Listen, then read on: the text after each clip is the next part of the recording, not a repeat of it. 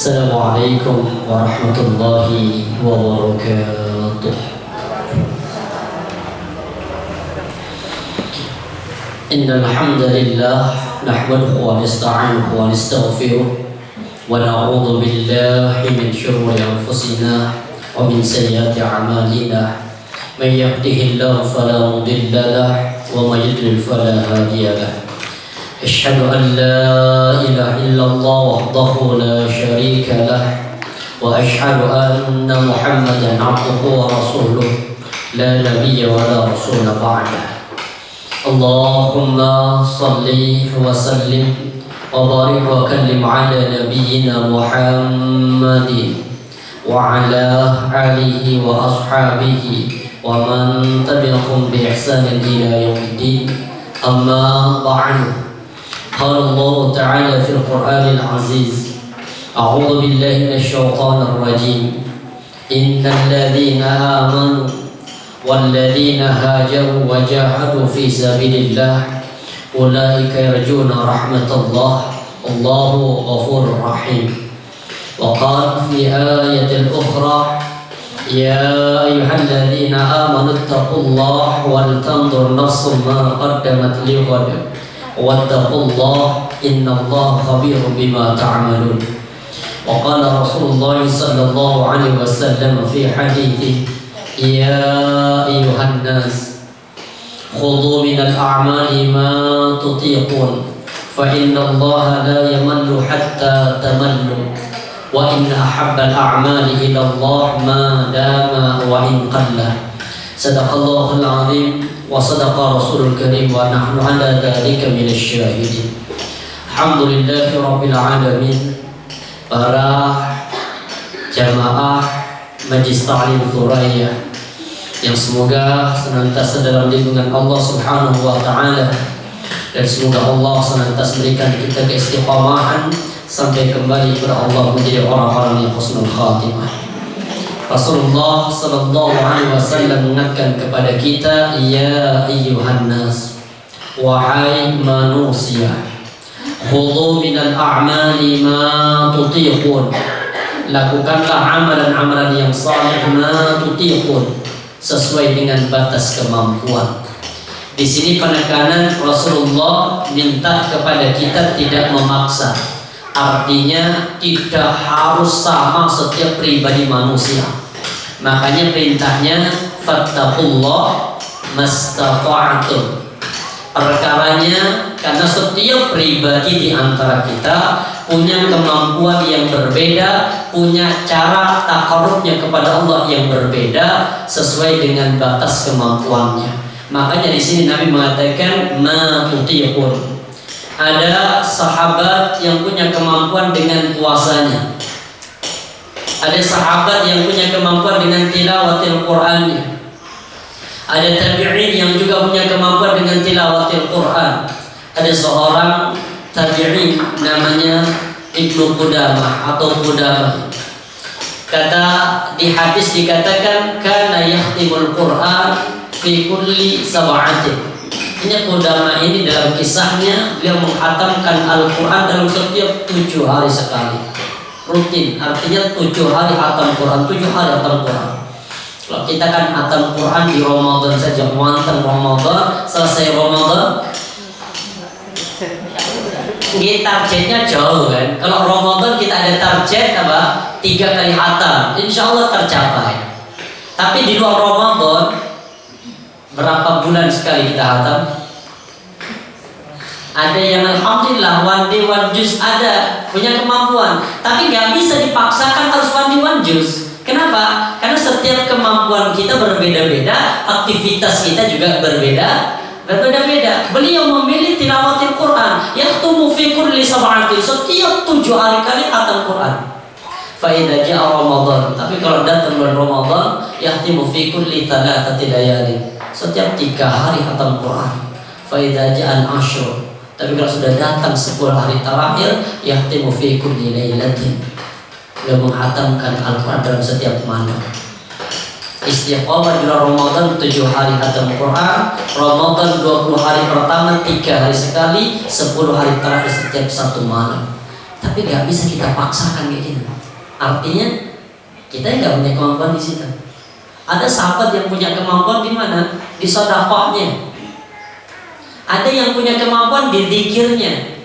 Makanya Nabi minta matutikun sesuai dengan batas kemampuan kita. Kenapa ya Rasul? Ini yang paling berat di sini. Fa innallaha la yamallu hatta tamallu. Ingat, Allah tidak akan pernah merasa jemu. Allah tidak akan pernah merasa bosan. Allah tidak akan pernah merasa jenuh untuk mencatat semua aktivitas ibadah yang kita lakukan. Yang paling kita takut jangan hatta tamannu. Yang kita takutkan kita yang merasa jenuh, kita yang merasa bosan. Yang sudah hijrah, jangan dikira kemudian langsung lurus. Ada kejenuhan, ada lelah, ada capek, ada frustasi, ada. Jangan dikira gampang hijrah itu. Enggak. Jadi butuh perjuangan. Makanya sampai ada sahabat Nabi namanya Abdullah ibn Amr bin As dipanggil. Ini anaknya Amr bin As dipanggil, ya Abdullah, kata Nabi, la takun mithla fulan. Jangan contoh orang itu. Kenapa ya Rasul? Kana yaqumu minal lail.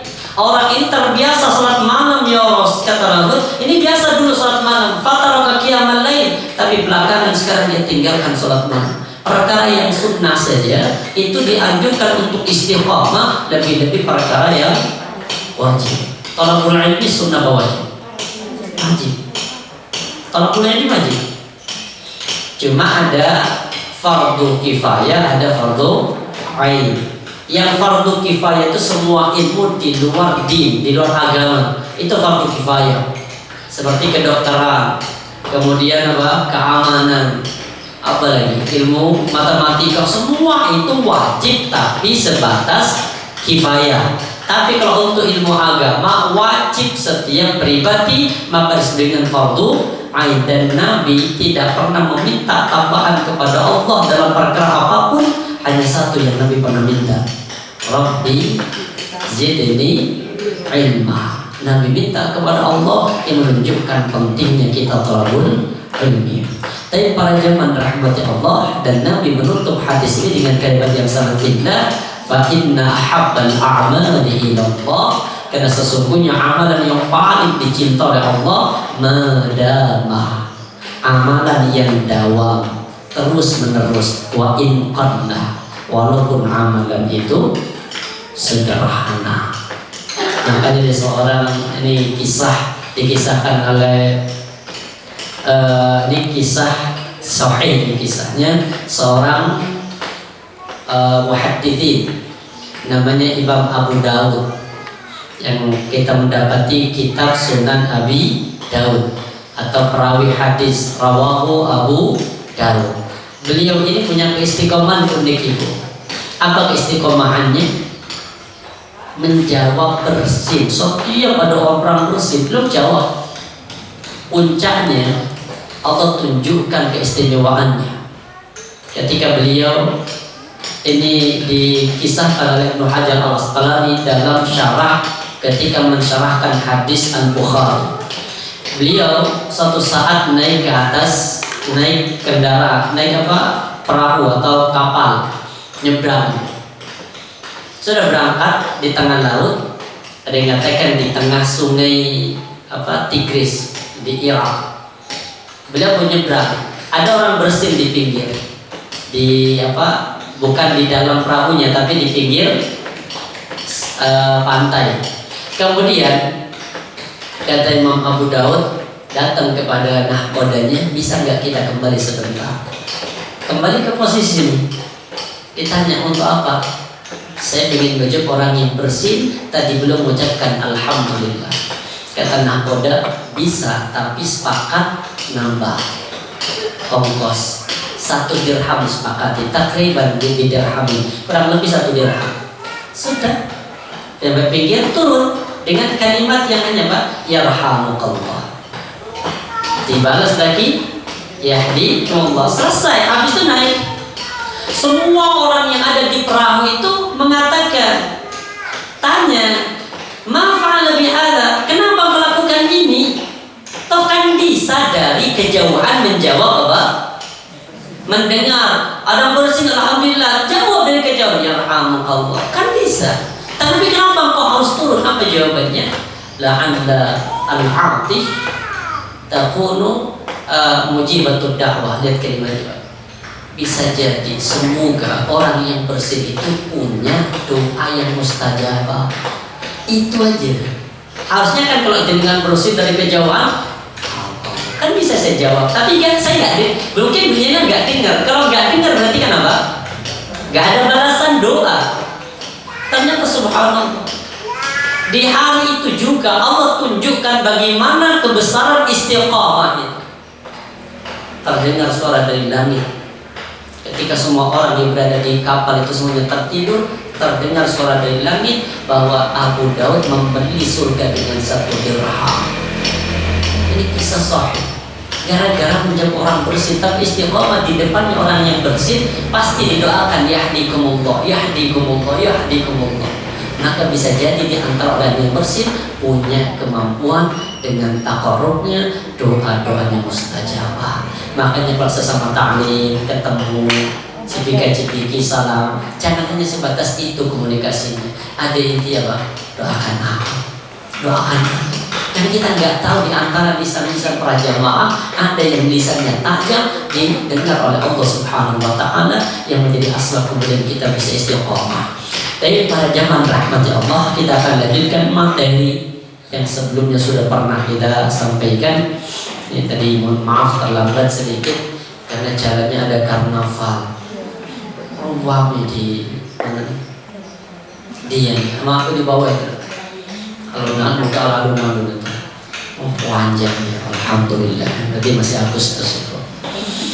Jadi para jamaah, kita akan lanjutkan materi kita semangat hijrah pasca pandemi. Sebelum kita lanjutkan ini, sedikit dulu kenapa Nabi harus hijrah. Kita lihat surah Al-Isra ayat yang ke-80. Allah berfirman, karena Nabi SAW di Makkah, Rasulullah itu masih berada di Makkah. Kemudian thumma umira bil hijrati.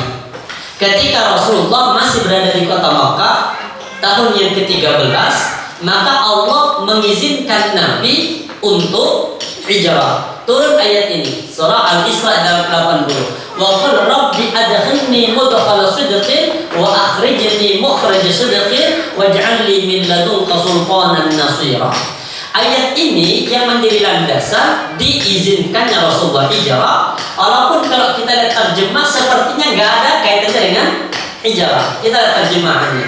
Dan katakanlah, ini artinya Rasulullah berdoa, Rabbi ya Rabb adkhilni mudkhala sidqin. Masukkanlah aku secara masuk yang benar. Wa akhrijni mukhraj sidqin, dan keluarkanlah aku pula ya Rabb dengan keluar yang benar. Waj'al li min ladunka sultanan nasira, dan berikanlah kepadaku dari sisimu sultanan nasira, kekuasaan yang akan menjadi penolong. Jadi di mana kaitannya suruh hijrah? Perintah ini kan kaitannya dengan hijrah. Mana ayat yang menunjukkan ini hijrah? Ini. Adkhilni mudkhala sidqin ya Allah. Masukkanlah aku ke tempat pemasukan yang benar. Artinya Rasulullah itu diminta untuk hijrah, tapi tujuan itu ya Allah jadikan tujuan hijrah tujuan yang benar. Karena pilihan untuk hijrah banyak bagi Nabi. Para sahabat sebelum hijrah ke Madinah kemana?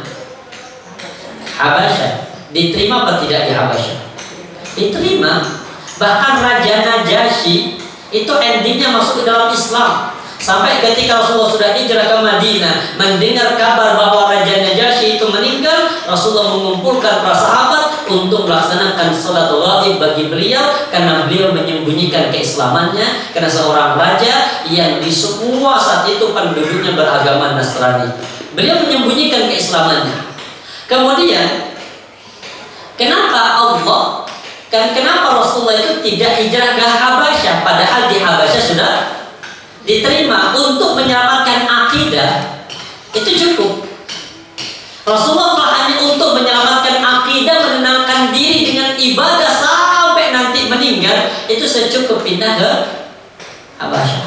Tapi kenapa Nabi memilih ke Madinah. Karena ini Allah perintahkan, adkhilni mudkhala shidqin, ya Allah masukkanlah aku ke tempat pemasukan yang benar, artinya tempatku yang baru nanti sesuai dengan apa yang Engkau ridhoi. Wa akhrijni, dan keluarkan aku ya Allah mukhraj shidqin. Jadi mudkhala shidqin ini Madinah, mukhraj shidqin ini kota Mekah. Dan keluarkan aku ya Allah dari tempat keluar yang benar. Artinya aku akan meninggalkan kota Mekah, tapi tolong ya Allah tunjukkan kepadaku mana tujuan aku untuk berhijrah. Maka kemudian Rasulullah dibikin bermimpi oleh Allah. Ini pemilihan kota Madinah. Ra'aitu fil manam, kata Rasulullah, aku bermimpi dalam tidurku. Mimpinya Nabi apa? Ya, kalau Nabi bermimpi apa namanya? Wahyu. Makanya Allah katakan wa ma yantiqu anil hawa. Nabi itu kalau ngomong nggak pernah berlandaskan hawa. Nggak ada keinginan kan hawa nafsunya enggak. Tapi Rasulullah setiap kali berbicara, canda, senyumnya Nabi, marahnya Rasulullah, in huwa illa wahyun yuha. Maka semua Nabi itu yang keluar dari lisan beliau itu adalah wahyu dari Allah Subhanahu wa Ta'ala. Maka Nabi mimpi, ini mimpinya. Bahkan Rasulullah mimpi itu salah satu bentuk hidayah dari Allah, dan itu bentuk mukjizat. Rasulullah juga pernah mimpi, bahkan subhanallah mimpinya yang masyhur hadis riwayat Ahmad ketika Nabi bermimpi kedatangan Allah. Jadi Nabi mimpi yang datang itu Allah. Jadi kan mimpi yang datang siapa? Kadang yang datang dikejar ular, kadang mimpi apa? Enggak, yang ibu pernah mimpi apa? Pernah mimpi ketemu Nabi? Alhamdulillah, insyaallah. Yang penting cita-cita dulu. Benar, artinya gini. Mimpi itu salah satu isyarat bagi seorang Nabi. Seperti Nabi Ibrahim, inni ara fil manami anni adbahuka fanzur madza tara. Wahai anakku, sesungguhnya aku melihatmu dalam mimpiku, aku menyembelihmu. Apa namanya sih? Wahyu. Rasul sama. Ra'aitu fil manam, aku melihat dalam tidurku, kata Rasulullah, anni uhajiru min Makkah. Aku hijrah dari kota Makkah ila ardin biha nakhlun, yang ke satu negara atau satu lokasi yang di dalamnya ada nakhlun, yaitu pohon kurma. Di mana yang paling banyak pohon kurma? Madinah. Madinah itu negara yang kaya. Sebelum Rasulullah hijrah ke Madinah, Madinah itu sudah kaya raya. Apa tanda kayanya? Ketika musim panen kurma, bahkan unta-unta itu dikasih makan kurma. Saking ininya, saking kayanya. Apa tandanya? Makanya nanti ketika sebelum peristiwa perang Badar, perang Badar, itu kan Nabi nyatanya bukan untuk berperang itu di perang Badar. Niatannya keluar hanya dengan 315 atau 313 orang, keluar hanya untuk menghadang siapa? Kafilah dagangnya Abu Sufyan. Dan subhanallah ya, Nabi itu bukan mau merebut harta, nggak boleh merebut harta, mau harta orang kok mau direbut, kan bahasnya apa? Perampokan. Tapi Allah sudah desain di tahun itu, tahun yang kedua Hijriah itu, harta yang dibawa oleh pasukannya Abu Sufyan itu semua hartanya adalah harta kaum muslimin yang ditinggalkan di kota Mekah.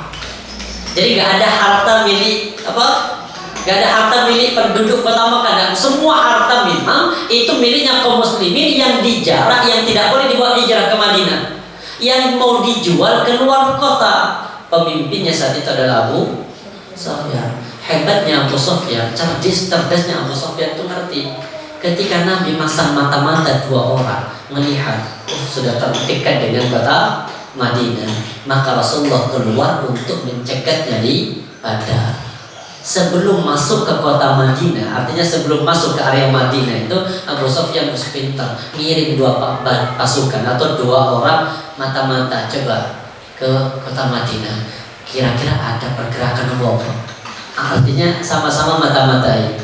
Ternyata nggak ada pergerakan apa-apa. Balik. Ketika balik ketemu dengan mata-matanya Nabi, tapi cuek saja. Artinya biasa itu. Abu Sufyan Ketika sudah sampai kata-kata dia sudah sampai, dikatakan gimana? Aman, kota Madinah aman, gak ada gerakan apa-apa, aman. Tapi saya ketika pulang tadi ke sini ketemu 2 orang naik unta. Abu Sofyan, nah ini bahaya. Dicari, dikejar itu unta, ketemu kotorannya. Kotorannya itu dibersihkan, dicek. Ternyata di dalam kotoran itu ada biji kurma. Akhirnya Abu Sofyan, oh ini pasti dari Madinah dan ini mata-mata. Benar. Ini cerdasnya Abu Sofyan. Masih kafir wis cerdas. Padahal Abu Sofyan sama Nabi itu teman plekan, saudara sesusuan, sama-sama nyusu di Halimah Sa'diyah, seangkatan, teman dekat, CS banget dengan Nabi. Benar, dekat. Makanya ketika orang itu berkeyakinan apapun yang dilakukan Muhammad, ini Abu Sufyan pasti berada di barisan paling depan. Tapi ternyata ketika turun Al-A'la, turun kemudian Al-Mudaththir, turun Al-Muzammil, turun selanjutnya surah-surah yang lain, bencinya kepada Nabi semakin menjadi-jadi. Makanya perang Badar gara-gara dia, perang Uhud gara-gara dia, perang Ahzab, Khandaq gara-gara beliau juga. Pokoknya idenya cerdas. Akhirnya apa? Ngirim 2 orang ke Makkah, pengawalnya itu kirim, pokoknya nanti bikin bagaimana seolah-olah hartamu ini harta kita direbut. Makanya sampai mau masuk ke kota Madinah, ke kota Makkah, pengawalnya Abu Sufyan itu untanya dipotong, dipelai, dibunuh, darahnya diambil, diusapkan ke badannya, ke bajunya. Masuk ke kota Makkah, guling-guling sambil teriak-teriak minta tolong aku. Teriakannya ini menjadi perhatian sampai terdengarlah sama Abu Lahab dan Abu Jahal dan kawan-kawan tanya, oh hartamu, kenapa hartamu direbut oleh Muhammad? Hartamu. Langsung pasukan kirim 1000 orang ke Badar. Ternyata nyampe Badar hartanya kaono Bang Abu Sufyan lewat jalan yang lain. Tapi setelah dia sampai Badar kan bingung, iki situ perang apa enggak? Yang 1000 ingin menyelamatkan hartanya sudah aman. Yang 313 pasukan Nabi itu hanya ingin mengambil hartanya sudah selamat. Berarti kan 2 orang sudah gak ada apa? Kepentingannya sudah selamatkan semua. Ini mau ngambil hartanya selamat, yang ini ingin menyelamatkan sudah selamat. Tapi itulah kemudian, makanya Makkah itu, Madinah itu kota yang subur. Kemudian hartanya banyak sampai unta-unta sekalipun dikasih makan kurma. Ini kota Madinah. Pada Abu Wahali ilayya annaha al-Yamamah aw Hajar fa idza hiya al-Madinah Yathrib. Kemudian aku mengira kata Rasulullah itu adalah Yamamah atau Hajar al-Hijr. Tapi ternyata itu adalah Madinah Yathrib. Nama kotanya adalah Yathrib. Yathrib itu diambil dari salah satu dulu yang menaklukkan kota Madinah. Jadi menjadi raja, maka raja itu dikasih nama dengan Yathrib. Dan Yathrib itu artinya hinaan. Maka sama Rasulullah diganti menjadi apa? Pertama diganti namanya At-Tubba. Makanya kan tulisannya kalau dia mesti At-Tubba itu kan. Di tulisan di Madinah itu At-Tubba itu dari Nabi, artinya yang baik. Dulu hinaan, sekarang dirubah sama Nabi menjadi yang baik. Tapi kemudian ini baru nanti pelajaran konsekuensi hijrah itu berat. Ini konsekuensinya. Walam yakun mana hijratu illa ihdarul masalih. Hijrah ini bukan sebatas untuk apa? Mengabaikan kepentingan. Kemudian apa? Wat tadhiyatu bil amwal, bukan hanya untuk mengorbankan harta benda, tapi enggak. Wan najatu bisyakhsi, bukan hanya untuk menyelamatkan diri. Jadi hijrah itu bukan perkara hanya untuk menyelamatkan diri, bukan perkara hanya untuk mengorbankan harta, tapi perkara ini tentang masalah apa? Berat ini. Kenapa? Karena orang hijrah nanti masih belum jelas apakah aku akan mati di sana, apa yang aku rasakan di sana, meninggalkan tempat kelahiran, kemudian pindah ke tempat tujuan yang belum pasti, belum tahu daerahnya, belum pernah ke sana, tidak punya sanak famili, konsekuensinya berat. Maka sama aja dengan hijrah. Dengan hijrah yang dulu kita masih biasa, sekarang belajar hijrah, konsekuensinya juga berat. Kehilangan teman-teman dekat. Iya. Dulu mungkin masih sering hangout, jalan, nongkrong di mana. Setelah hijrah mulai kehilangan itu. Kalau hanya ingin menyelamatkan diri, artinya sudah di rumah ibadah nggak cukup dengan itu. Maka konsekuensi hijrah, kita hijrah bukan hanya untuk kepentingan, tapi juga untuk bagaimana memperbaiki orang lain. Makanya ini namanya saleh plus juga muslih. Nabi kenapa kok memilih ke kota Madinah? Karena sebelum peristiwa hijrah ke Madinah ada satu peristiwa besar, dua peristiwanya namanya Bai'atul Aqabah pertama sama Bai'atul Aqabah kedua. Karena zaman rahmat Allah, konsekuensi hijrah sangat berat, maka ada pengorbanan. Ini kita lihat sebentar.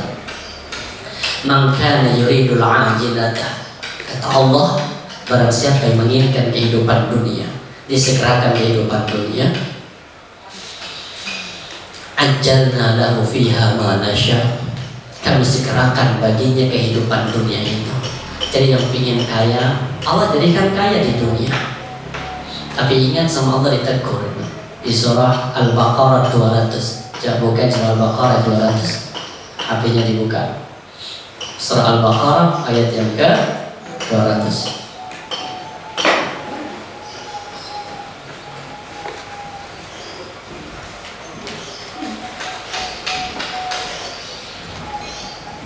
Ya, ketemu? Apa kata Allah?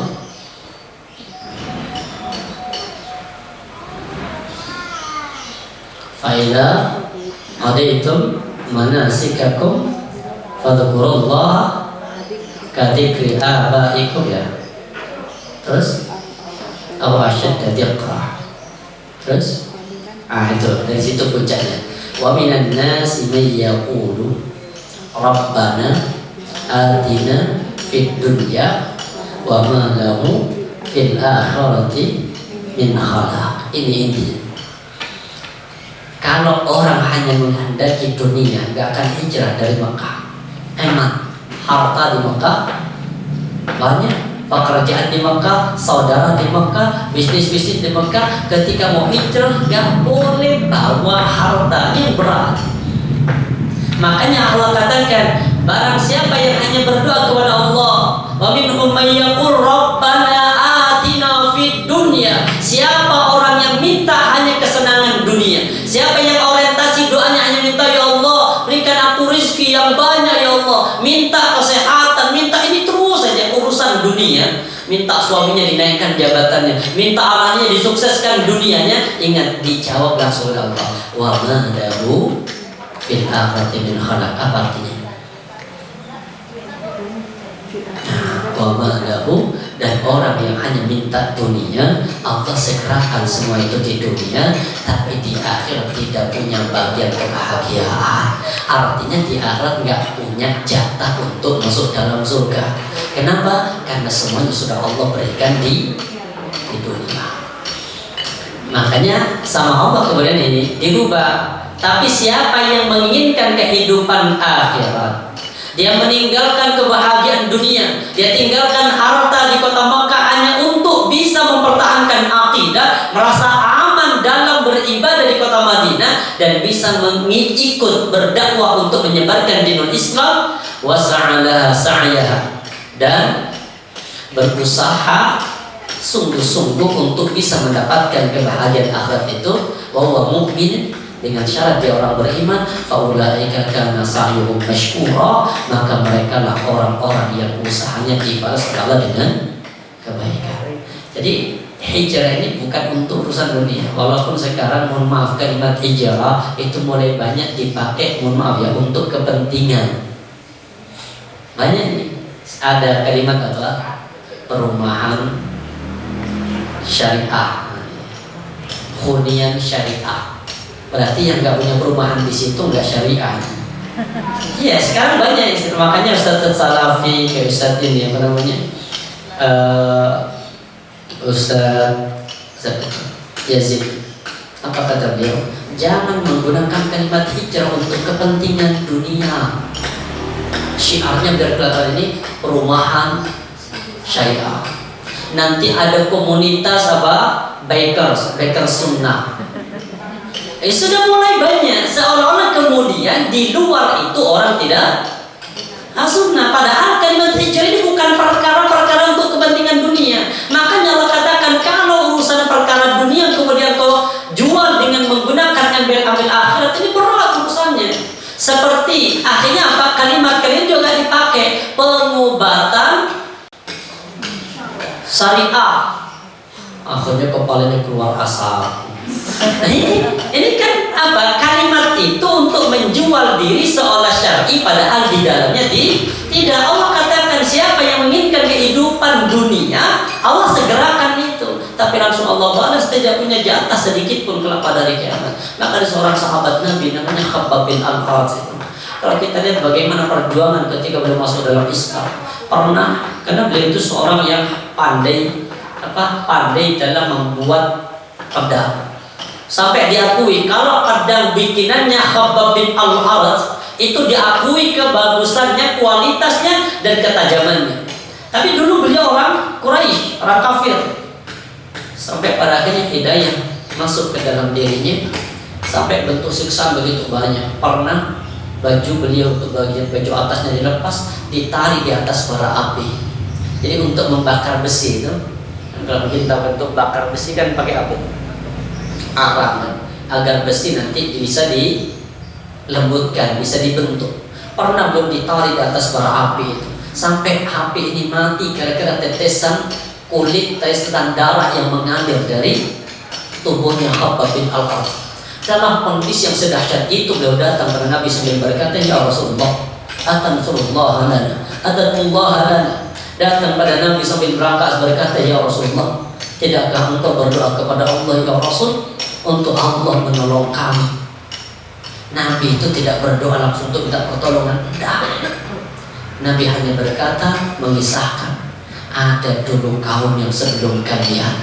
Artinya misalkan kaum yang sebelumnya, kaumnya Nabi Musa, ketika 200 penyihir masuk dalam agama Nabi Musa, apa yang dilakukan siksaannya Fir'aun kepada 200 penyihir?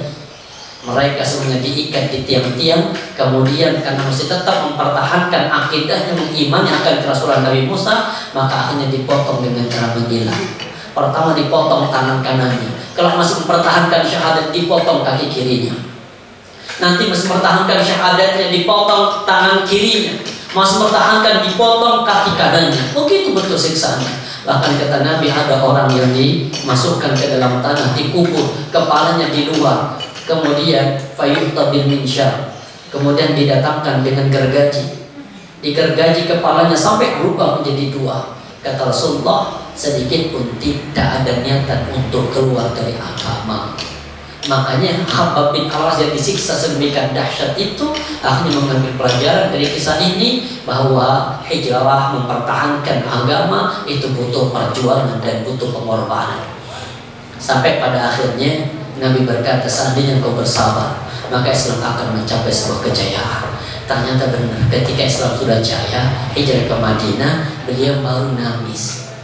Siksaan belum nangis, tapi ketika sudah jaya baru menangis. Kenapa kok baru menangis? Beliau takut dengan ayat ini. Takut artinya apa? Allah segerakan kebahagiaannya di dunia. Maka beliau punya harta ditaruh di depan rumah. Jadi semua kekayaan beliau ditaruh di depan rumah. Sampai berkata beberapa sahabat, siapa yang ingin mengambil hartaku silahkan bawa tanpa izin. Apa kata beliau? Aku takut kalau ini balasan semua di dunia, dan aku takut kalau tidak punya bagian nanti di akhirat. Beda dengan kita. Kalau harta kita kan di dalam kamar, di dalam lemari, di dalam berangkas, itu harus melewati berapa gembok itu untuk bisa ngambil harta. Makanya pada zaman rahmati Allah, ternyata konsekuensi orang hijrah itu berat. Dengan sama kita belajar untuk hijrah, belajar untuk istiqamah. Baik, kita terlalu panjang ini karena waktunya. Dan kemudian ini hijrah maknawi. Kita akan belajar hijrah, karena kalau hijrah maknawi insya Allah sudah cukup. Artinya semua negara sudah ada muslimnya. Sekarang kita akan belajar hijrah secara maknawi. Bagaimana hijrah secara maknawi? Kalau dalam keterangan ini kita akan bahas, kita hijrah dari keburukan menuju kepada kebaikan. Kita lihat satu hadis, al-muslimu, orang muslim itu man salimal muslimun, yaitu orang yang menyelamatkan orang muslim yang lainnya min lisanihi, dari faktor lisannya, wa yadihi, dan dari faktor perbuatannya. Orang muslim dikatakan benar-benar muslim ketika tidak menyakiti orang muslim lain lewat lisan ataupun perbuatannya. Wal muhajir, ini yang dikatakan hijrah itu. Jadi kalau dengan makna hijrah ini, wal muhajir, dan orang-orang yang dikatakan hijrah adalah orang yang hijrah dari sesuatu yang dilarang oleh Allah Subhanahu wa taala. Artinya orang dikatakan hijrah ketika meninggalkan perkara-perkara yang buruk menuju kepada perkara-perkara yang baik. Kita akan bahas. Pertama, kita hijrah dari jahiliyah menuju ke Islamiyah, dari bodoh menuju ke cerdas. Ini pertama kita akan hijrah. Apa kata Allah? Nanti kita buka bagaimana kita lahir ini dalam kondisi apa? Wallahu akhrajakum. Masih ingat ayatnya? Allahu akhrajakum min butuni ummahatikum la ta'lamuna syai'a. Lupa? Kalau lupa kita buka Qurannya.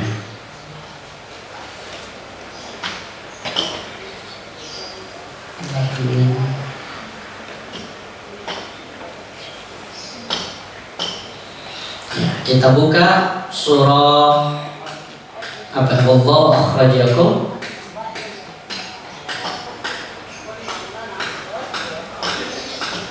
Surah An-Nahl, kita buka ayat yang ke-78. An-Nahl 78.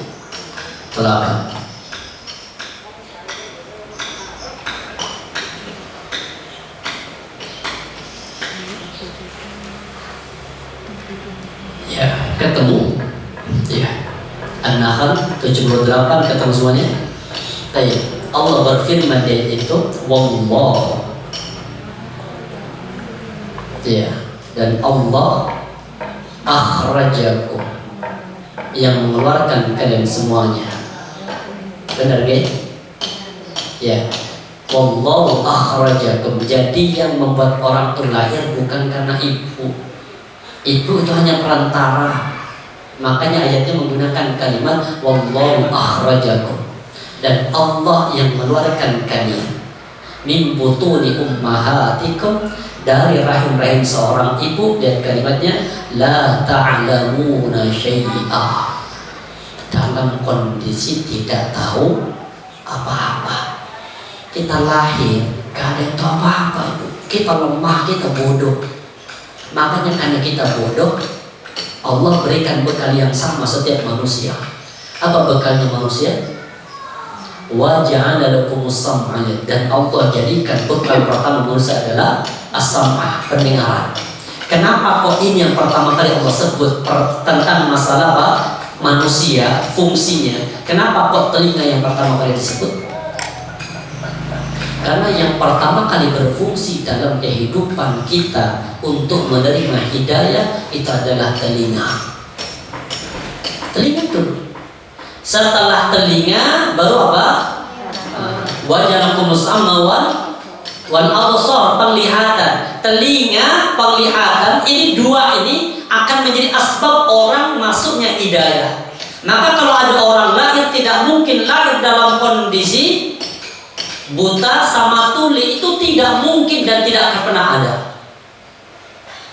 Tidak akan pernah ada orang lahir tuli sama buta.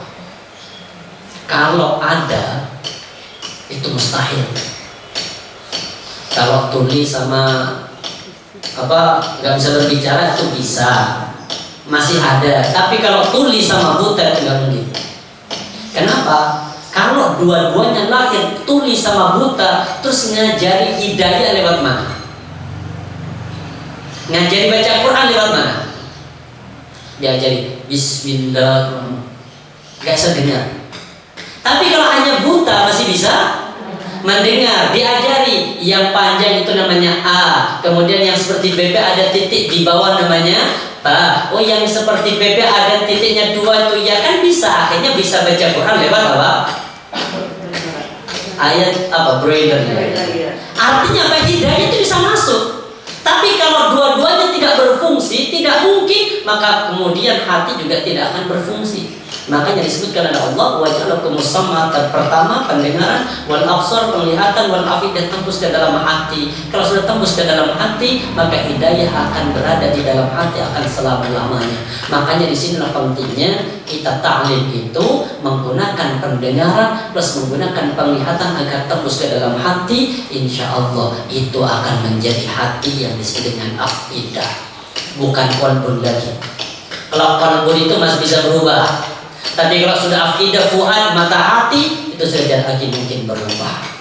Akhirnya zaman rahmati Allah di ayat itu menunjukkan bahwa Allah melahirkan kita dari seorang ibu dalam kondisi bodoh.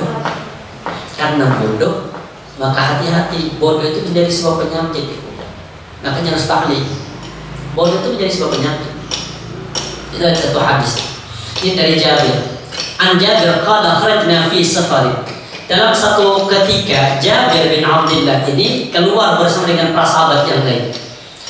Kemudian fa'asaba rajulan minna hajar. Di tengah perjalanan, lagi berjalan di tengah safar itu, ada salah seorang sahabat yang kepalanya kena batu. Apakah dilempar atau mungkin lagi turun di di lembah, bisa jadi ada bukit yang lepas batunya jatuh mengenai kepala sahabat.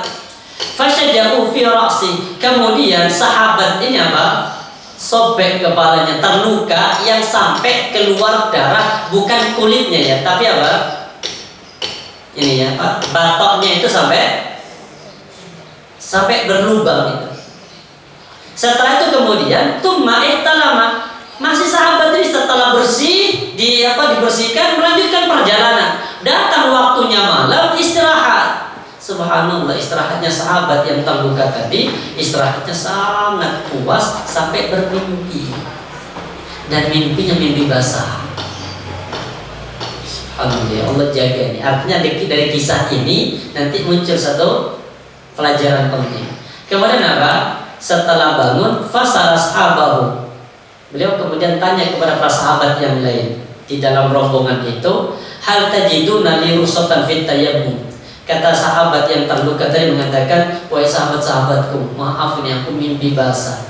Adakah dalil bahwa aku itu boleh ruksah tayammum saja, gak harus mandi?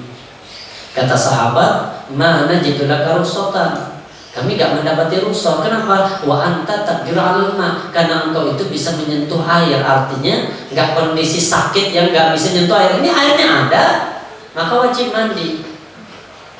Ya, faghtasala. Maka sahabat kemudian itu mandi. Ketika keramas, luka lubang tadi kan akhirnya kemasukan air. Famata. Maka sahabat kemudian meninggal. Jadi meninggal. Ini kenapa kok bisa meninggal? Kebodohannya ini, artinya ketidaktahuannya sahabat tentang masalah keringanan orang yang terkena luka gak harus gak harus mandi besar, boleh dengan tayamum, atau kalau gak tayamum ya mandi tapi bagian kepalanya ditutup. Kemudian falamma qadimna 'ala Nabi SAW, ketika sudah perjalanan sampai di kota Madinah ketemu dengan Rasulullah, akhbar bidzalika, maka Rasulullah dikasih tahu tentang perkara di perjalanan. Kan di perjalanan. Kemudian qatalahumullah, lihat, qatalu, kata Rasul, mereka telah membunuhnya. Mereka itu artinya para sahabat tadi yang berfatwa salah telah membunuhnya. Qatalahumullah, semoga Allah membunuh mereka.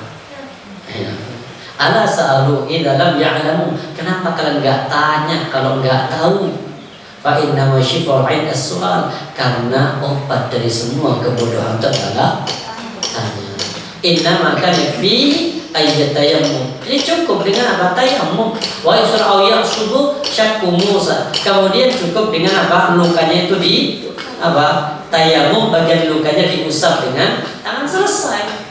Dalam Islam itu subhanallah. Kenapa kok bisa terjadi? Karena bodoh. Makanya sampai Allah ingatkan, bodoh ini membahayakan sebagaimana diabadikan di surah Al-Fatihah. Siratal ladzina an'amta 'alaihim ghairil maghdubi 'alaihim waladdallin. Siratal ladzina an'amta, ada kalimat an'amta. Apa arti an'amta? An'amta, engkau beri nikmat. Siapa yang diberikan nikmat oleh Allah? Orang-orang yang beriman. Apa tandanya orang dikatakan beriman? Sehingga mendapatkan kalimat an'amta. Beriman itu landasannya dua, punya ilmu dan beramal dengan ilmunya. Itu an'amta. Bahaya kalau nggak punya ilmu senang beramal. Kemudian yang kedua ada namanya al-maghdub. Siapa al-maghdub? Orang Yahudi. Kenapa orang Yahudi dimurkai oleh Allah?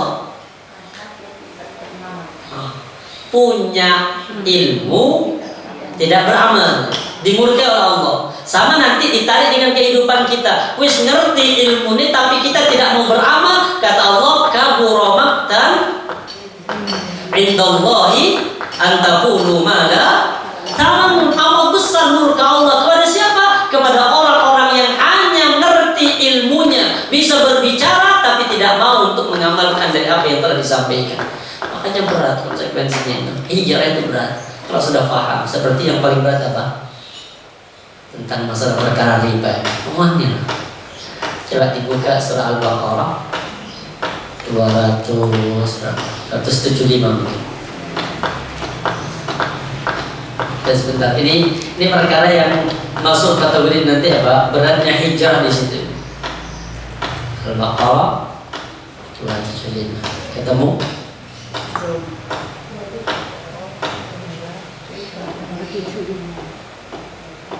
275. Al-Baqarah 275. Sekarang kita belajar di sini bahwa hijrah itu bukan perkara yang mudah itu. Kalau hanya hijrah dari komunitas, artinya kemarin komunitas begini, sekarang sudah beda komunitas, itu gampang. Hijrah yang kemarin kita jilbab kecil, sekarang jilbab besar, itu perkara yang mudah. Tapi untuk hijrah perkara tentang masalah halal haram yang Allah perintahkan ini yang berat. Kita lihat sebentar surah Al-Baqarah 275. Kita ambil satu ibrah contoh di sini ya. Alladzina ya'kuluna riba. Orang-orang yang mereka makan harta riba. La yaqumun, mereka tidak bisa berdiri. Illa, kecuali kama yaqumul ladzi yatakhabbatu syaitanu minal mas, kecuali berdirinya orang-orang yang kerasukan setan, seperti orang yang apa ya? Kerasukan, tahu kerasukan? Kesurupan.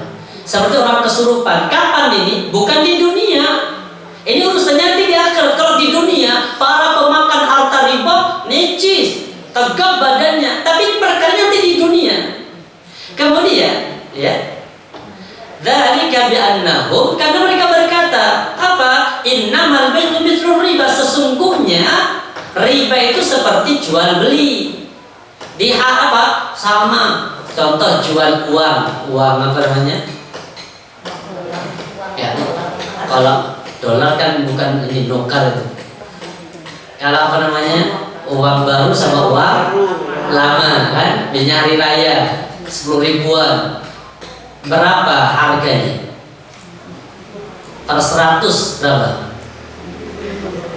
120 kalau nggak salah, atau 110. Jadi kita bayar 110 akan mendapatkan uang 100. Mereka menuduh ini kan jual beli. Boleh jual beli. Bukan, kalau kayak begini bukan jual beli. Kenapa? Karena yang dijual dengan yang dibeli barang yang sama. Ini namanya nukar. Kalau sudah nukar maka harus mendapatkan dapatkan dengan jumlah yang sama. Dan ingat, namanya tukar menukar itu yadin biyadin. Lebih-lebih tentang 6 komoditi barang haram atau 6 komoditi barang riba. Seperti emas dengan emas, gak bisa kemudian ditukar dengan beda gramnya. Atau pingin wis tak tukar tambah, nggak bisa, dijual dulu, habis itu kemudian beli, itu pun tidak boleh kredit. Kemudian mereka menuduh, kenapa? Ini kan jual beli. Apa kata Allah? Wa ahallallahu al-bai' wa harrama riba. Allah kan jual beli, tapi Allah haramkan riba. Kita lihat sebentar apa bentuk ribanya di sini ya. Faman ja'ahu mau'idatun min rabbih. Ini yang berat ini. Perang Hijrah di sini berat. Barang siapa yang datang kepadanya peringatan bahwa perkaranya adalah riba, fantaha, habis itu berhenti, falahu masalah, yang lalu biarkanlah berlalu. Artinya yang sudah didapatkan Allah sudah tidak riba lagi. Seperti jenengan dulu beli rumah, tapi ternyata setelah lunas baru tahu kalau itu ada riba, maka rumah ini sudah halal. Yang berat itu kalau tahunya di tengah, kandung sudah beli, kredit, riba, tahunya di tengah, gimana terus? Ini fantaha, berhenti harusnya. Bisa kredit mobil, ya Allah ternyata riba.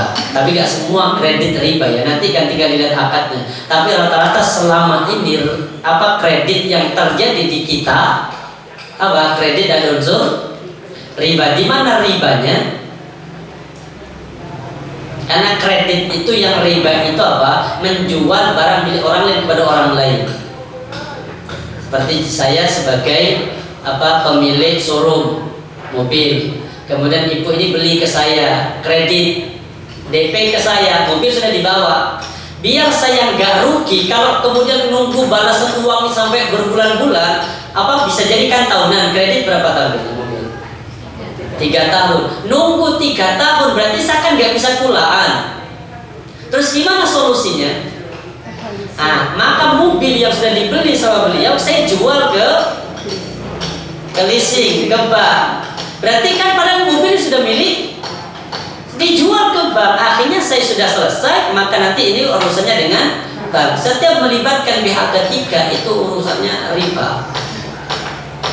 Yang kedua, tanda ribanya di mana? Kalau ada keterlambatan bayar kena denda, itu riba.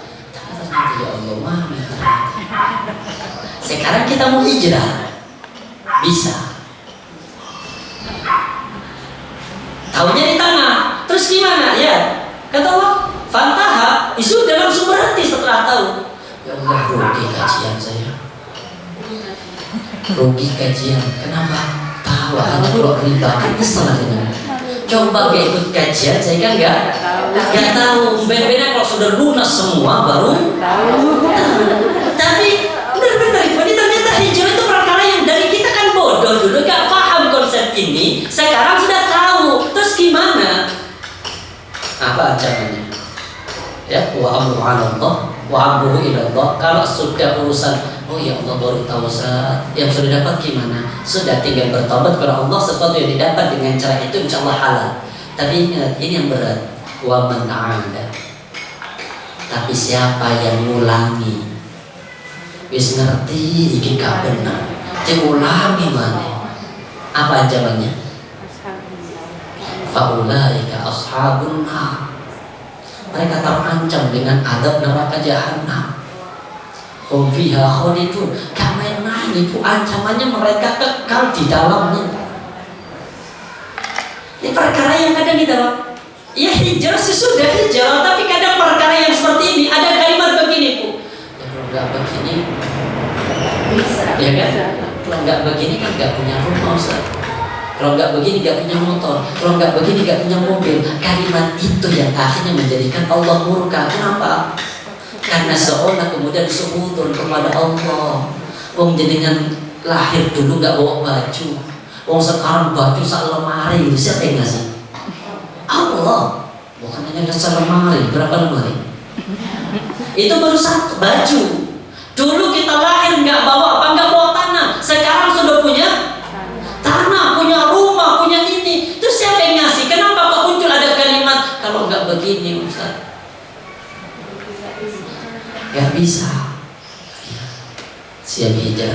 lanjut atau enggak hijrah. Ini perkara yang berat. Kalau untuk mohon maaf hanya hijrah dari apa? Dulu biasa hangout dengan teman-teman yang masih apa? Mungkin ada yang jilbaban, gak jilbaban. Biasa. Sekarang sudah hijrah, tinggalkan komunitas itu, tapi masih tetap hangout dengan sesama yang jilbab gede, nongkrong sesama. Nah ini kan sama aja belum hijrah. Hanya apanya? Hanya penampilan aja yang hijrah. Perkara hijrah itu bukan urusan penampilan saja, tapi juga semua. Kalau sudah namanya hijrah, kan tadi jelas apa hijrah itu? Meninggalkan apa yang diharamkan oleh Allah. Iya, berarti hijrah. Bisa? Apalagi hidup di masyarakat, ada arisan, ya, ada arisan PKK, nggak ikut warga, ikut tapi kok gak nyaman di dalamnya masih ada. Ya walaupun gak ada tambahan ini, kepotong ini, jatuh kok gak nyaman. Jadi dalam Islam gak begini. Terus gimana? Akhirnya kalimatnya apa? Gak enak, sungkan. Akhirnya mohon maaf, gara-gara sungkan itu yang menjadikan Abu Thalib mati dalam kondisi kekafiran. Gara-gara sungkan. Di masyarakat akhirnya kita bismillah, tak ubah. Akhirnya arisan sebatas pengikat untuk apa? Persaudaraan, ikatlah silaturahim. Tapi nggak boleh kemudian ada tambahan apa? Siapa yang dapat ketempatan. Nanti namanya ketempatan musuh tekomi orang suruh datang ke sana nggak dikasih makan. Yang minimal lah disuguhi walaupun hanya sebatas ya kue sama ya minimal tahu campur lah. Berarti kan akad ini di mana? Akad ini kan di depan. Kalau akad ini di depan, ini namanya riba. Tapi kalau nggak ada akad di depan, artinya gini, wes kita arisan. Terus gimana cara menentukan tuan rumah? Tuan rumah ditentukan sesuai dengan apa? Awal nomor rumah. Contoh, yang punya rumah nomor 1 ketempatan pertama, yang punya rumah nomor 2 ketempatan nomor 2, terus gitu. Qadarullah. Kemudian contoh saya pas dapat bersamaan dengan akikoh. Wis, mohon maaf ya Mbak, bulan depan tak pinta ya tuan rumahnya saya. Kebetulan ada akikoh di rumah, dikasih makan-makan. Ini nggak riba. Kenapa? Karena di awal tidak ada akad apa-apa. Yang jadi masalah jika di depan ada akad, dan rata-rata seperti itu. Itu ada unsur apa? Tambahan. Padahal akadnya simpan. Akadnya minjemin kan, setiap minjemin. Kata Rasulullah, ada seorang sahabat yang hadisnya Al-Bukhari, ada sahabat datang ke Madinah, dan sahabat dikatakan oleh yang lain, Pak, engkau datang ke negeri atau engkau datang ke tempat yang berlaku riba, maka kalau engkau ngasih pinjaman dan dikasih hadiah atau diajak naik kendaraannya, maka jangan kau terima hadiahnya dan jangan engkau naik kendaraan bersamanya. Perkara yang sederhana ini kadang kita masih belum hijrah. Siap? Insyaallah ya. Nanti sampaikan suami, motor harus bayar kredit ya. Sampaikan pada suami, kredit tapi cari yang syariah. Gimana kredit syariah? Ya, kami ngerti. Kredit syariah biasanya begini. Boleh ya, contoh ada koperasi syariah. Kemudian ibu ini datang ke saya sebagai pemilik koperasi. Ustaz, saya ingin beli motor. Oh, ingin beli motor apa ibu? Saya ingin motor begini. Nmax lah yang baru Nmax. Ya sudah, saya nyari dulu Nmax. Setelah saya dapat, saya beli cash ke orangnya. Motornya milik siapa? Milik saya kan? Artinya koperasi milik saya sudah. Setelah itu mungkin harganya 30 juta. Guys, sudah. Kemudian ibu ini saya jual 35 juta, dengan selesaikan dalam waktu 3 tahun. Ini enggak riba.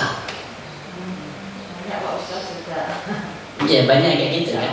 Iya, jadi artinya solusi untuk dari perkara riba sekarang sudah ada. Karena sudah ada, maka jangan berputar di situ. Kecuali kalau sebelumnya memang belum ada. Kalau sudah ada, kita pindah ke yang sini. Setelah itu kemudian di tengah perjalanan Kalau ternyata dari awal disepakati, kalau dalam waktu 3 kali bayar dengan nggak bayar, mohon maaf, motor ini saya sita, saya ambil. Bukan diambil untuk jadi hak milik, tapi diambil dijualkan. Contoh, kurang 15 juta, karena mungkin kurang 15 kali cicilan. Sudah, tarik motornya, dijualkan, laku 20 juta. Maka yang 15 juta diambil, 5 juta kembalikan kepada dirinya. Itu yang syar'i. Kalau selama ini kan pokoknya tarik selesai kan. Makanya kalau jual beli di leasing itu, yang artinya dia itu dilelang, lebih baik jangan. Kenapa? Karena itu bisa jadi milik orang lain. Kecuali kalau dia akadnya menjualkan. Menjualkan apa menjual? Yang terjadi menjualkan apa menjual? Menjual. Kalau menjualkan berarti kan milik. Kita jual, dapat duit milik kita semua. Itu menjual. Ini barang boleh. Kenapa? Karena itu milik orang lain barangnya. Kecuali kalau milik orang lain, saya titip ibu, nih HP saya tolong jualkan, saya jual 1 juta, terserah kalau nanti ibu ada hasil mau dijual 1.100.000, itu juga hak jenengan, itu boleh. Jelas? Al-Makhdum siapa? Orang Yahudi punya ilmu tapi sulit untuk diamalkan. Makanya kita kalau sudah hijrah, maksimal hijrah, udkhulu fis silmi kafah. Siap insyaallah. Insyaallah ya. Agak berat ya Bu. Karena kita nggak bisa lepas dari itu. Kita PLN itu kena kan riba aslinya, lampu. Di mana ribanya? Setiap ada keterlambatan kena denda, itu riba. Ustaz, saya nggak pernah telat. Walaupun kita nggak pernah telat, tapi kan kita menyetujui tanda tangan di awal. Tanda tangan itulah menunjukkan persetujuan dari perkara riba. Nah, solusi yang aman pakai token. Token tuh mati selesai. Tapi sekarang ini jarang nih Bu. Dari pihak PLN itu sudah dianjurkan kembali ke meteran ya. Allahu a'lam bishawab. Air, PDAM sama. Intinya setiap keterlambatan bayar kena denda, disitulah bentuk namanya riba. Dan kita menikmati semua itu. Terus gimana? Maka kita boleh menikmati itu karena kondisinya masih darurat. Kita belum ada kemudian pilihan yang lain, yang mungkin ada PLN yang lain yang tidak menerapkan perkara riba. Itu yang baru pindah. Tapi kalau belum ada, bismillah, kita melakukan semua ini bukan untuk mendukung ribanya, tapi memang kita butuh dan masuk kategori darurat. Siap hijrah?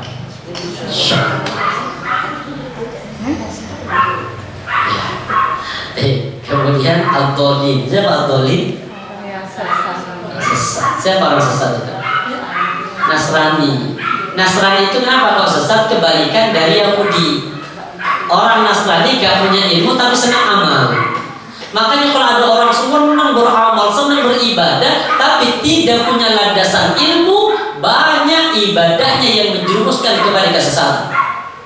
Orang yang tidak punya ilmu kemudian senang ikut mencari berkat-berkat ke kuburan orang-orang saleh. Kalau tidak punya ilmu bisa jadi tergelincir di situ, ada unsur kesyirikan.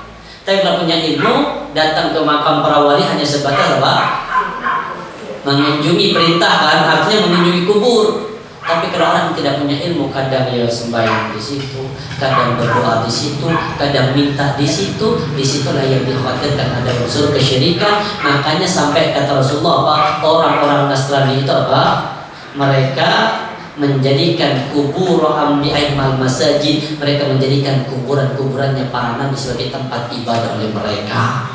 Makanya kita hijrah pertama dari dari jahiliyah menuju ke Islam. Yang kedua dari kufur menuju ke iman, dari syirik menuju ke tauhid. Ini banyak nanti perkara syirik yang harus kita rubah tauhid. Tahu tauhid itu apa? Tauhid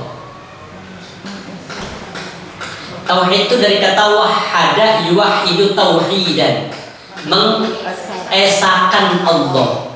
Tapi bukan hanya sebatas mengesahkan Allah. Allah sudah esa, tapi apa? Menomorsatukan Allah. Itu namanya orang yang bertauhid. Menomorsatukan Allah. Gimana menomorsatukan Allah? Makanya harusnya Allah dulu, Allah lagi, Allah terus. Anak kita sakit dibawa ke dokter. Bismillah ya Allah, aku membawa anakku ke dokter ya Allah sebagai bentuk ibadah. Karena perintah dari Nabi apa? Fatadawaw, silahkan berobat, perintah untuk berobat. Setelah itu ikhtiar ya Allah, jadikan dokter ini perantara untuk kesembuhan anakku. Kalau kayak begitu, insya Allah gak akan pernah kecewa kepada dokter. Kadang kan kita sama aku tak kronos dokter lu kasih sembuh. Akhirnya kadang kita cerita ke orang lain, dokter itu gak bagus, anak saya 3 kali gak sembuh. Berarti kan kita sudah apa? Sudah suudon. Padahal yang menyembuhkan siapa? Allah. Kenapa anak kita kok nggak sembuh kepada perantara itu? Mungkin Allah turunkan obatnya bukan di situ. Obatnya di mana? Di dokter yang lain. Ya bisa jadi anak saya tabak ke dokter spesialis anak, batuk, gak waras-waras itu. Akhirnya tabak ke bidan, ya sembuh. Artinya bukan masa spesialisnya.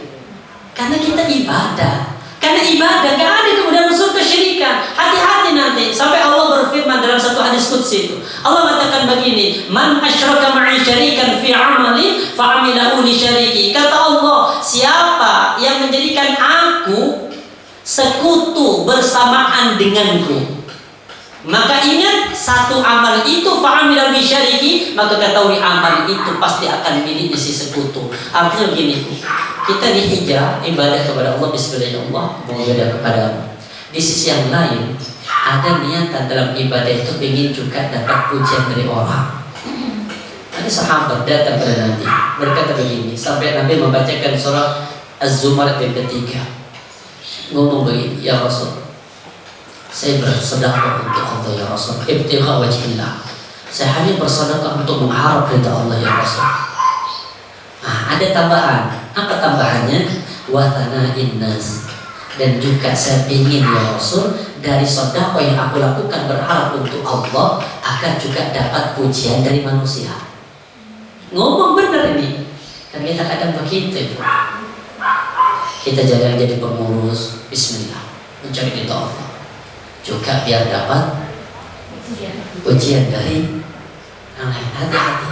Para pendiri ta'lim juga bisa main. Bismillah ya Allah, saya membawa sebuah ta'lim ini untuk menjadi wasilah saran untuk mendapatkan apa? Pahala jariah. Tapi jangan kemudian di luar akan dapatkan pujian. Ibu itu orangnya hebat, bagus. Dulu ta'lim sebelum dia pegang itu mati setelah dipegang. Ya Allah, hati-hati kalimat ini.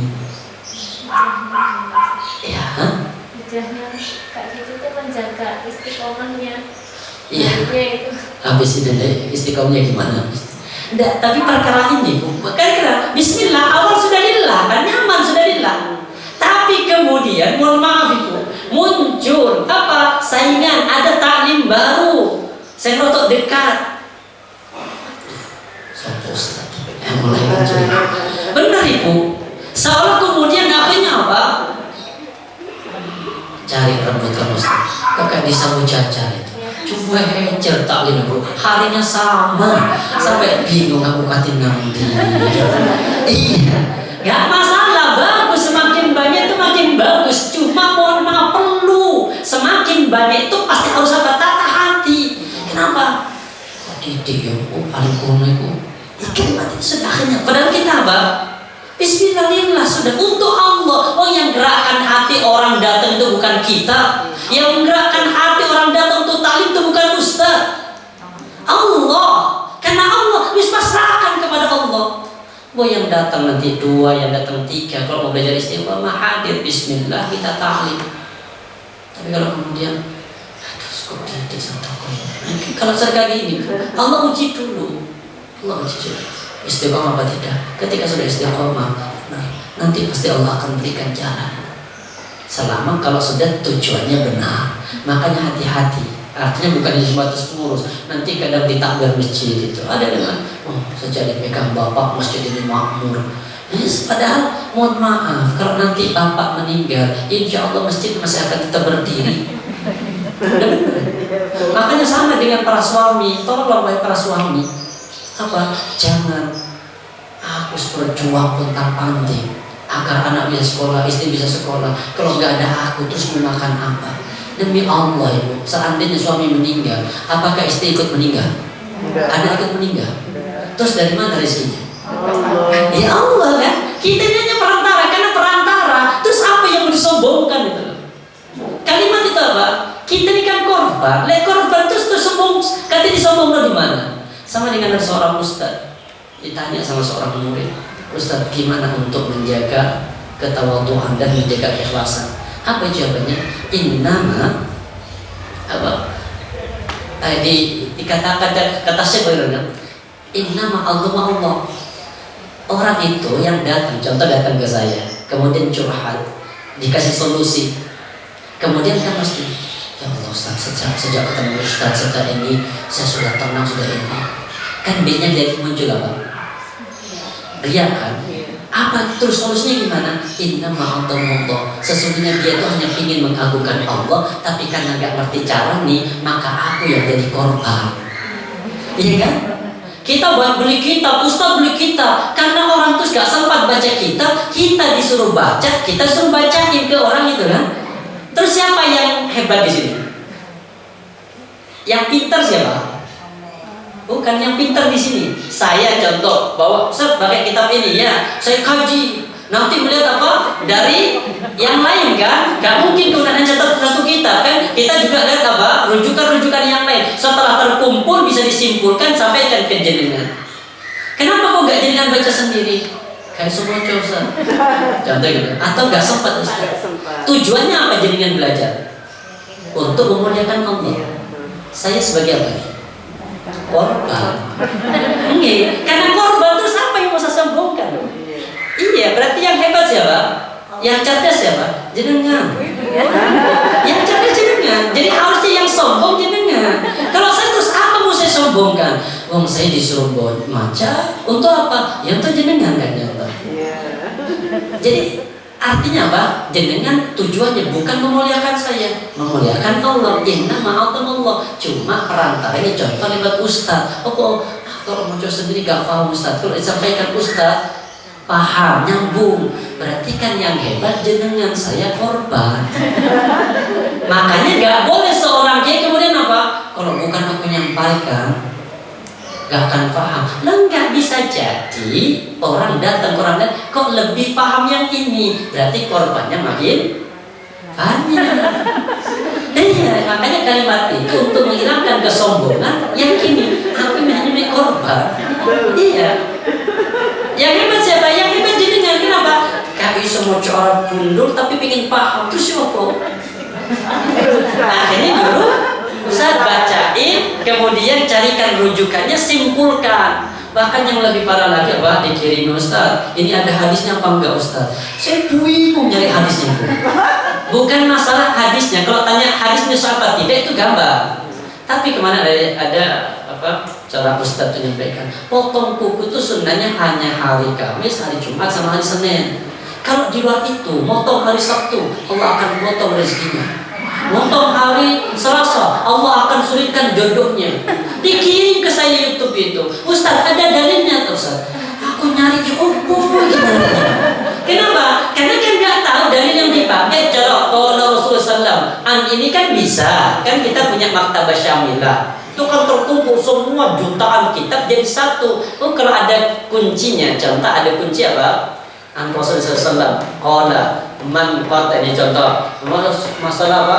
Ketemu kan kita tinggal klik kan. Ketemu hadis ini riwayat siapa? Lihat keterangannya bawaannya. Imam An-Nawawi apa? Syekh ini mengatakan dhaif. Ini katakan ini jelas. Nah ini kan kadang ustaz dari korban bingung saya nyari ini hadisnya enggak dibaca. Hanya siapa yang motong hari Jumat dapat ini, kan Senin dapat ini, kemudian Kamis dapat ini. Siapa yang motong hari Sabtu, rezekinya akan dipotong. Saya mikir oh cara nyari dia. Sampai sekarang saya nggak bisa jawab. Siapa yang korban? Terus apa saya sombongkan? Kalau saya nggak bisa jawab, kemudian apa? Ustaz kok gak bisa jawab? Lihat gimana Ustaz ini apa? Artinya, mohon maaf ibu. Artinya gini. Jadi kita nggak boleh untuk sombong. Kenapa? Karena kita korban. Jenengan hebat, anaknya cerdas, anaknya pandai, pintar. Itu bukan kenapa? Itu jenengan yang membimbing. Berarti jenengan apa? Korban kan? Malam gak turus, ya apa ngajarin korban kita. Makanya nggak boleh kemudian gimana anak? Wah, karena aku yang pertama dosen, yang kedua ini. Jangan apa? Kita di korban. Karena korban maka jangan ada unsur sombong. Tujuannya satu, innama Allah. Sesungguhnya dia itu hanya ingin mengagungkan Allah, tapi kendaraannya nggak paham. Akhirnya orang lain jadi kendaraan. Namanya kendaraan itu berarti korban. Yang cerdas di ibu. Ustaznya nggak cerdas ya, yang cerdas jadinya. Jadi syirik, hati-hati. Sampai kemudian apa? Siapa yang sudah berubah tujuannya yang awalnya untuk Allah, kalau ada embel-embel maka berubah, tinggalkan itu, jangan sampai ada itu. Terus ya Allah agar kita istiqomah. Ini ada 6 ibu, biar kita istiqomah 1 menit aja. Waktu saya habis. Pertama, belajar ilmu agama dulu. Ini syarat pertama. Nanti penjabarannya dan waktu akan kita bahas. Yang kedua, niat. Artinya apa? Ghirahul azam, bertekad yang kuat untuk benar-benar berubah.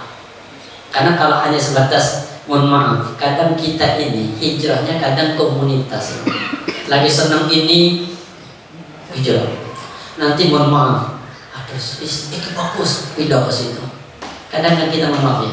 Saya perhatikan kayak di malam itu Ustaz fokus bagus, berubah itu mudah. Lama kelamaan mulai turun.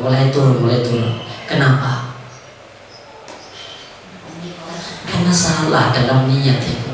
Fikir yang kita cari. Padahal ilmu kalau kita butuh ini bismillah berangkat. Baru kita coba kita analis akan istiqomah itu. Makanya jangan pernah kemudian apa? Cinta kepada orang kalau masih hidup. Karena orang kalau masih hidup masih berpotensi untuk berbuat salah. Tapi kalau mau jadikan idola, carilah orang-orang yang sudah meninggal, yang meninggal dalam kondisi husnul khatimah. Seperti Imam 4 mazhab itu. Ini jadikan contoh idol saya Pak. Imam 4 itu bagus, senang. Kenapa? Karena dia sudah meninggal dan tidak mungkin lagi berbuat salah. Tapi kalau hanya Ustadz yang masih hidup, bisa jadi ibu nanti Ustadz endingnya kita nggak tahu. Bisa jadi apa? Bisa jadi berubah terakhir nanti. Banyak kisah. Kemudian berteman dengan orang soleh. Panjang pembahasannya.